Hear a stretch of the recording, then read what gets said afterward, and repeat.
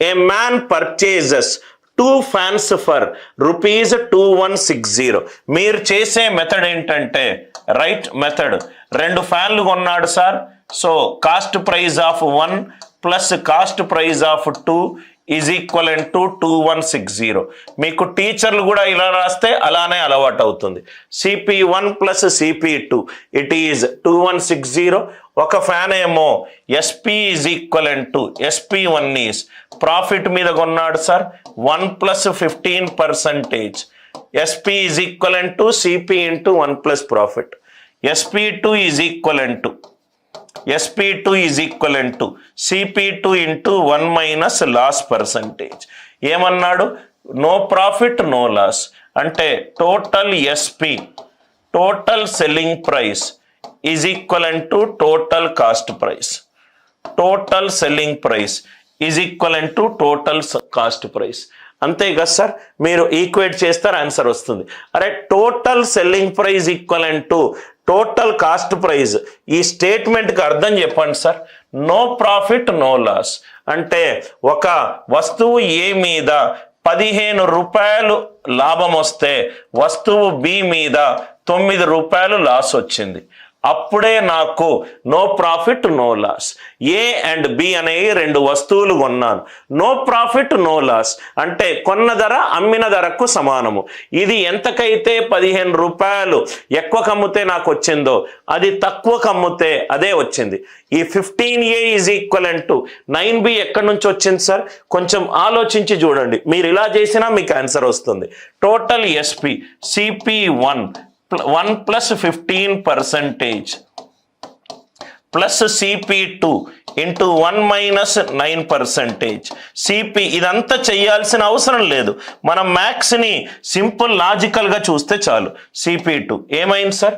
CP1 into 15 CP2 into 9. CP1ని ఏ అనుకున్నాను, CP2ని B అనుకున్నాను. అరే నాకు లాభము నష్టము రాలేదయ్యా. దీని మీద నాకు ₹15 ఎక్కువ వస్తే దాని మీద నాకు ₹9 నష్టం వచ్చింది. సో కాబట్టి మొత్తము నో ప్రాఫిట్ నో లాస్కి వచ్చింది. ఇది చూడంగానే A బై B ఏమైంది? 9/15. 9/15 అంటే 3/5. ఫస్ట్ వాల్యూ సెకండ్ వాల్యూ కంటే తక్కువ ఉండాలి. చూడంగానే ఇది ఎలిమినేట్ అయిపోయింది, ఇది ఎలిమినేట్ అయిపోయింది, ఇది ఎలిమినేట్ అయిపోయింది, ఇది ఎలిమినేట్ అయిపోయింది. Are you all with me? 3:5. 3:5లో ఏముంది చూడండి సార్. ఇది 0 0 cancel. 27 3s are 27 5s are 3:5. అరే నాకు ఇక్కడ 710లో 71 అనే ప్రధాన సంఖ్య కనబడుతుంది. 145 71 తోటి డివైడ్ కాదు. 3:2 వచ్చే ఛాన్సే లేదు. నేను ఒక వస్తువుని నో ప్రాఫిట్ నో లాస్లో కొన్నాను. అంటే మీకు ఒక చిన్న ఎగ్జాంపుల్గా చెప్పాలంటే దీన్ని మ్యాథ్స్ ఇప్పుడు నేను ఈ 2 పెన్లు తీసుకున్నాను. దీని మీద నాకు ₹15 ప్రాఫిట్ వచ్చింది, దీని మీద నాకు ₹9 లాస్ వచ్చింది. రైట్, ఈ 2 కలిపితే కొంత కొన్నాను. దీని మీద ప్రాఫిట్ వచ్చింది, దీని మీద లాస్ వచ్చింది. మొత్తం కూడితే నాకు నో ప్రాఫిట్ నో లాస్ వచ్చింది. దీని మీద వచ్చిన ప్రాఫిట్ దీని మీద వచ్చిన లాస్ తోటి సమానము. 15A is equivalent to 9B. Sir ఇక్కడ A అండ్ B ఏంటి సార్? ఏ అనేది మొదటి వస్తువు యొక్క కాస్ట్ ప్రైస్, బి అనేది ఏంటి? రెండో వస్తువు యొక్క కాస్ట్ ప్రైస్. ఇదంతా మీరు సోది చెయ్యొద్దు సార్. ఇదంతా మీరు సోది చేసి టైం వేస్ట్ చేసుకోకూడదు. I hope the idea it is very much clear to you. మొదటి వస్తువు మీద వచ్చిన ₹15 ప్రాఫిట్ రెండో వస్తువు మీద వచ్చిన ₹9 లాస్కి సమానమైనప్పుడే నాకు నో ప్రాఫిట్ నో లాస్ వస్తుంది. అందరికీ ఈ లాజిక్ అర్థమవుతే ఎస్ అని చెప్పి రిప్లై చేయండి. మనము మ్యాథ్స్ని కానీ రీజనింగ్ని కానీ చాలా తెలివితోటి సాల్వ్ చేస్తాం సార్. మొదటి వస్తువు 3, రెండో వస్తువు 5. మొదటి వస్తువు యొక్క వాల్యూ రెండో వస్తువు కంటే వాల్యూ కంటే తక్కువ.